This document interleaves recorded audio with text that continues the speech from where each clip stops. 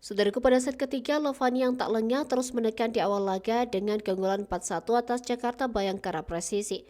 Sementara itu, Daudi Okello dan Nomori Keita dari Jakarta Bayangkara Presisi berupaya melakukan pengejaran lewat perlawanan tangguh yang mereka berikan. Tetapi Lovani yang semakin tak terbendung terus menambah poin-poin keunggulan dan mendominasi jalannya pertandingan lewat poin 10-5 atas Bayangkara Presisi.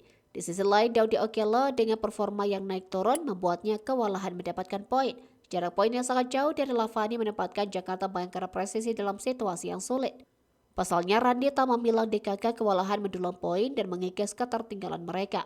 Memasuki pertengahan set ketiga, Jakarta Bayangkara Presisi secara perlahan mempersempit ketertinggalan dengan kedudukan 10-17 atas Lovani. Tetapi keunggulan sangat jauh yang diperoleh Lovani membuat mereka tampil dengan penuh kepercayaan diri. Sementara Bayangkara Presisi mulai goyah lewat kesalahan-kesalahan yang mereka lakukan.